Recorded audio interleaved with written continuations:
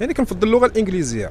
يعني بالنسبه للانسان، يعني وليد، بالنسبه للوالدين يعني يدرسوا وليداتهم اللغه الانجليزيه حتى هي المستقبل ديال البلاد، يعني من هنا لواحد من هنا لقدام بصفه عامه. ما اللغه الفرنسيه راه تفرضات علينا وحنا صغار، راك عارف لغه المستعمر.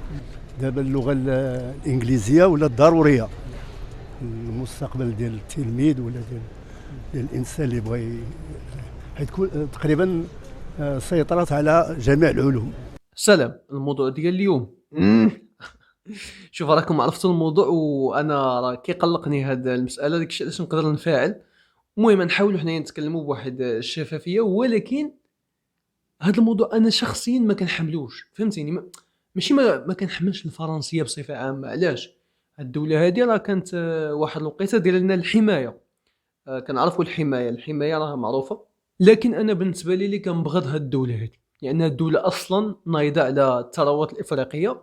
فبطبيعه الحال ان الهويه ديالي كتفرض عليا اني نبغض هاد الدوله هذه. المغرب خدا الاستقلال ديالو، ما بقاش الاستعمار، ولكن مازال واحد الاستعمار اخر اللي هو الاستعمار الفكري، وكيتغذى باللغه. يعني اللغه الفرنسيه الا كانت كاينه في المغرب، مثلا حنا نهضروا على المغرب، ولكن راه الدول الافريقيه كامله معنيه، واغلبيه الدول الافريقيه الشماليه، ولكن حنا نتكلموا على المغرب.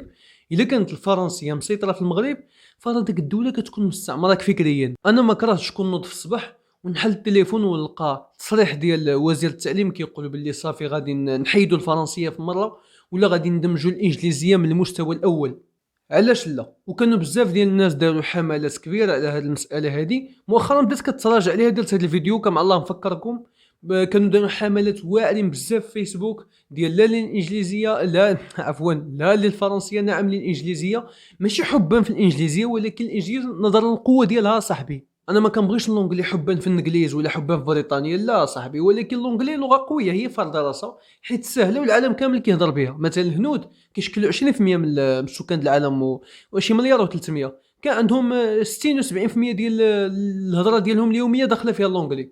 كذلك كاين في الصين، كاين في جميع دول العالم. يعني اللغه ديال البيزنس، يعني اللي باغي اللونجلي شكون ياخذها؟ اللي باغي يزيد القدام ينفتح على العالم، اللغه ديال البيزنس، العمل، التجاره، السياحه. هذه واحد اللغه قويه، يعني لغه قويه فاش كنشدها انا كتعاوني بزاف. لكن اللغه الاصليه ديالنا هي العربيه، واللي هي الهويه ديالك انت كمغربي عربي. الهويه ديالك هي اللغه العربيه، بس هذه بطبيعه الحال هذه حاجه معروفه. ولكن الفرنسي علاش؟ شوف على منطق، غير حيت كانت دايره من الحمايه صافي، هذا علاش غنقرا الفرنسي. ولا حيت صافي قريناها شحال هذه ساهله، جي وقطعها في دقه. صعيب على الدوله، انت قطعها في دقه، فهمتيني؟ والدوله شويه بشويه تتقطع، ساهله. راه انت الا ما بقيتيش تهضر بالفرنسي راه كتشكل فرق عند فرنسا، كتحس بالضغط. يمكن انت تقول عادي انا نهضر بالفرنسي ماشي مشكل، لا صاحبي، راه هما الا حيدتي انت غير داك الكلمات ديال الفرنسي اللي كتنطق بهم، راه عنده تاثير عليهم. تعلم غير تقول مثلا في اوط اي الكلمات اليوميه اللي كتستعملها، مثلا غير بغيت كافي قول كوفي، ياك ما بدلتي والو، كافي كوفي سهله. تقول شي واحد مثلا هي من الاحسن تهضر بالعربيه، مثلا تقول له ليله سعيده، ولكن انت خصك تقول ضروري بونوي، قول جود نايت اصاحبي، فهمتي؟ ما خاسر والو. ما تقولش ميرسي، قول ثانك ولا قول شكرا. انت فيك النغزه ما تخدمش العربيه، قول ثانك هادشي هذا كتاثر على فرنسا، فهمتيني؟ هذه راه شوف، تقول لي انت علاش ناثر على فرنسا؟ هو قالها بفمو، ياك جبت لك رئيس فرنسا براسو كيقرر ان التراجع ديالها كيؤدي لمشاكل عنده هو في الدوله ديالو، الفرنكوفونيه كتراجع. اعترافات ماكرون التي أدرجها ضمن انتكاسة اللغة الفرنسية حاول قاطن الإليزي تبريرها بما أسماه المقاومة السياسية داخل بعض الدول الفرنكوفونية عبر محاولات تعويض الفرنسية بالإنجليزية. أعتقد أنه يجب أن يكون لدينا مشروع هدفه استعادة مجد هذه اللغة الجميلة عبر انتهاج أسلوب الليونة في جميع البلدان. دابا شوف معايا على منطق باش تعرف الدوله هذه شحال حقوده.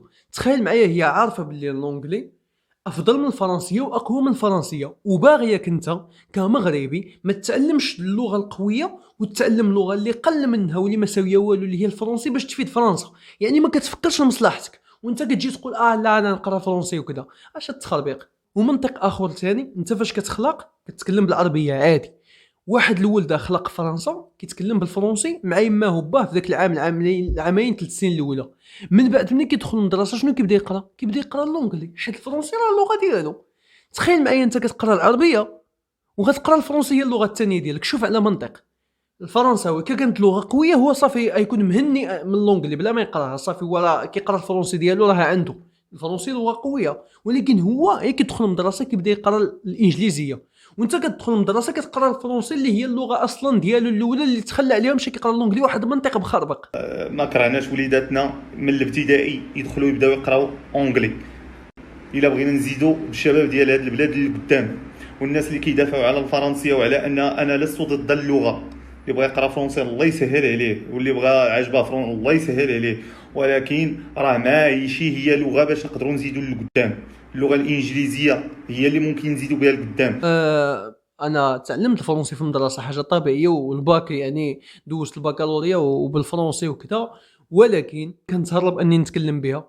يعني الانجليزيه هي المستقبل كلغه كقوه، ماشي قلت لك بريطانيا ولا شي حاجه، كقوه لغه قويه تعاونك في بزاف الحوايج، وكذلك تشبت بالعربيه ديالك. الانفعال ديالي غير حيت هذه المساله فريمون كضرني، واكثر هي ملي كتشوف الحقد ديال دوله فرنسا على هاد الدول هادو ديال خصوصا افريقيا الشماليه. وفرنسا راه ما عجباش هاد الصعود الافريقي اللي كاين في الدول الافريقيه كامله، حيت كيأثر عليها، كيأثر على النفوذ ديالها. بالعكس حنا هادشي اللي خاصنا. فالفكره اللي بغيت نوصل انا هو كل واحد فيكم عنده واحد السايكل ديالو، سواء مثلا عندك مثلا غير 500 ابوني في انستغرام مثلا، ولا عندك غير واحد العائله ديالك الناس كتعرفهم، الا نبهتيهم لهذا الامر غادي يفيدهم بعدا في حياتهم، لانهم يتعلموا واحد اللغه ما عندهم ما يديروا بها. اللهم تعلم شي لغه اللي غتفيدو تدخلوا فلوس من بعد، هذه الاولى. ثانيا كتعاون اننا نغيروا هذه المساله هذه ونزيدوا بالبلاد القدام. راه ضروري البلاد باش تزيد القدام ضروري خاص التمسك بالهويه ديالك، يعني اللغه ديالك، وانفتاح على اللغه الانجليزيه. سدات مادام